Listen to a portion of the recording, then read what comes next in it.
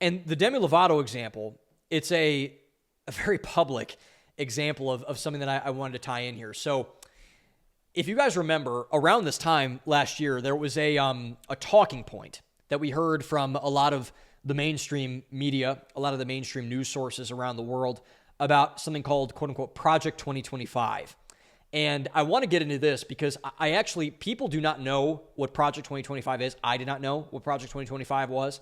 So essentially, Project 2025 was the drumbeat of the American left throughout the 2024 presidential campaign. It was not necessarily Joe Biden or Kamala Harris or God forbid, Tim Walz or anybody like that. It was the anti-Donald Trump thing, which was Project 2025. Project 2025 was attached to the hip to Donald Trump, and they say like Donald Trump's going to use this project to just totally destroy the United States, turn it into a dictatorship, new Hitler, all that sort of thing.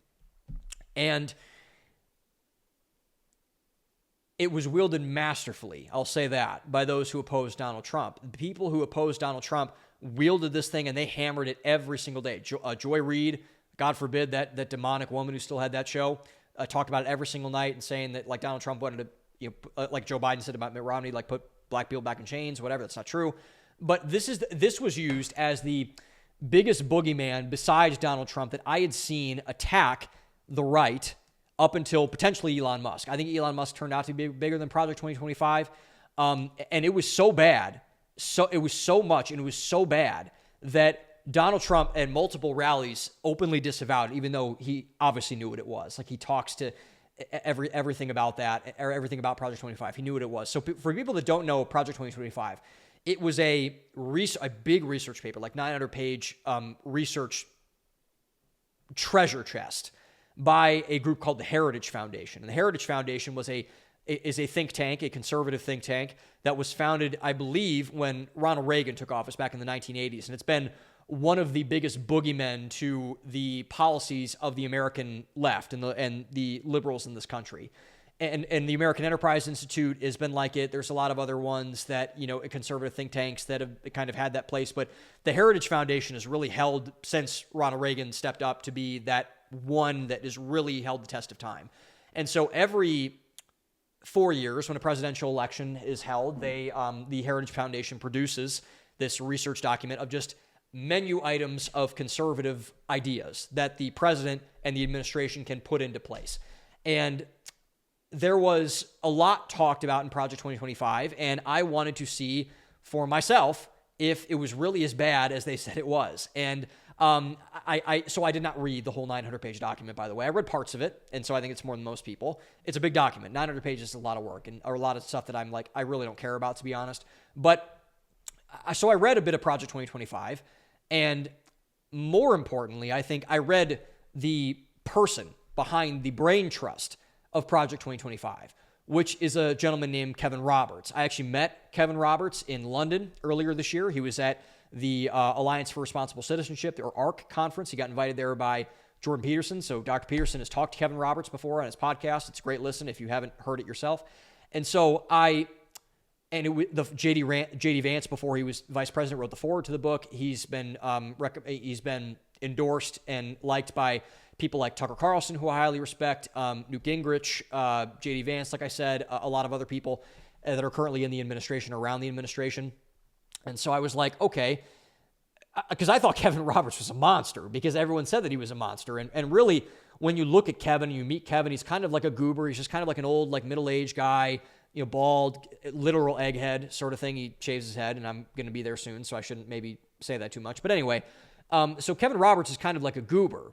And so I said, okay, like, let me go ahead and look more into this guy. And Kevin Roberts, because of all the backlash from Project 2025, he had a book that was going to come out, and he said, okay, I don't want to put heat on this fire that's already burning pretty hot already, so I'm going to delay the release until after the election. And Kevin Roberts released his book called Dawn's Early Light, and I bought a copy, and I read it. And I tore through the book. I read it in a couple days, and I really liked it. It was one of the best books I've read this year. It's probably going to be on the best books list that I read at the end of the year. Not just because I'm a conservative and because I like Donald Trump, which I do, and I like Kevin Roberts, which I do, but I think the reason why I liked it is because that Project 2025 was completely false in terms of the way that the media portrayed it, and completely like a lot of things. But I read Project 2025 and I read Kevin Roberts' intentions behind it. I'm like, this is not like racist or fascist or anything at all.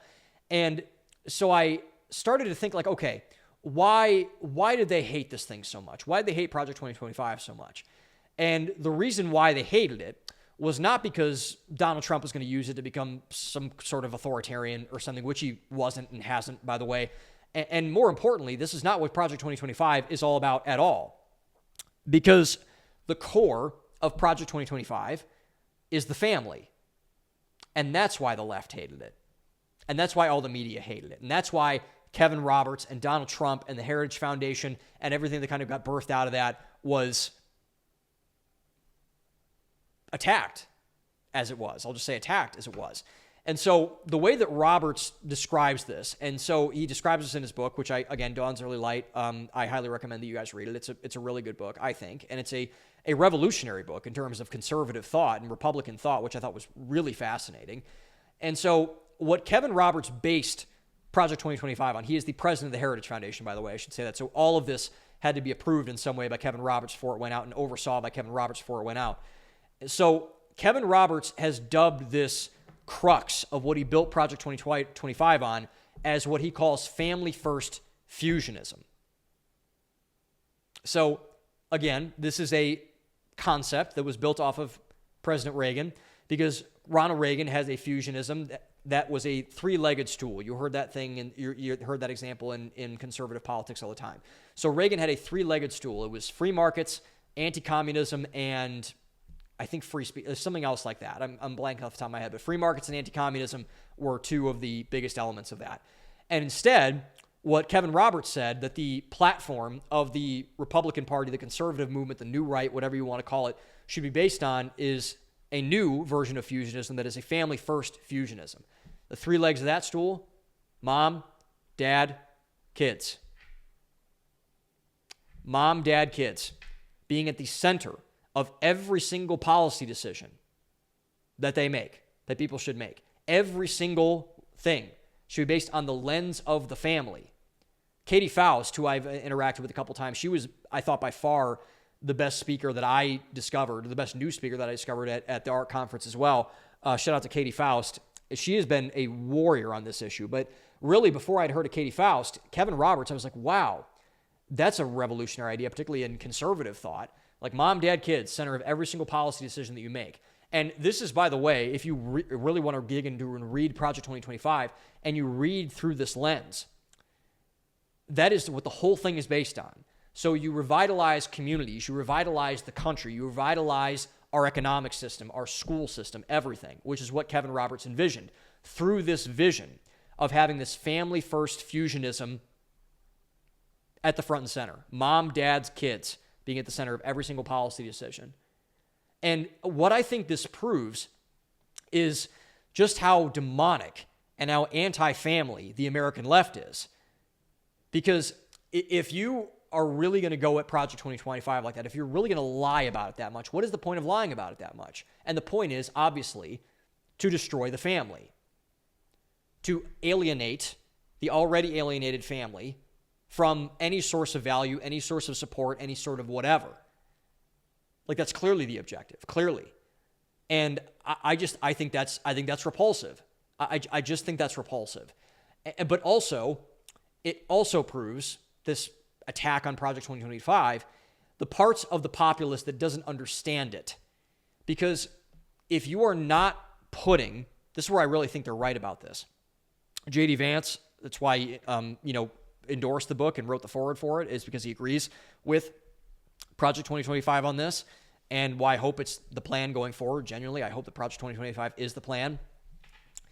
If you are not putting the family at the front of your equation for anything, whether that be capitalism or markets or schools or foreign policy, you are losing ground to the people who will continue to put things outside the family before the family. So the people, the value economists of the world, the value-driven people of our society, if you are not looking at and I mean everything through the lens of the family, you are losing ground to people who are not doing that. And that is why the family, to a large extent, has been completely taken apart because of this issue. And if we want a future for families to thrive, we need to start being more aggressive about advocating for the family. Because if we aren't, the things that are going to get advocated for are things outside of the family, obviously. And that's important. So if we want to provide a future for the family to thrive, you need to advocate for the family, look through everything through the lens of the family. Every problem is a family problem. If you do not do that, you will lose ground, and we are losing ground, and we have lost a lot of ground to people who are anti-family. And that can't continue if you want families to have a future in America, which we should.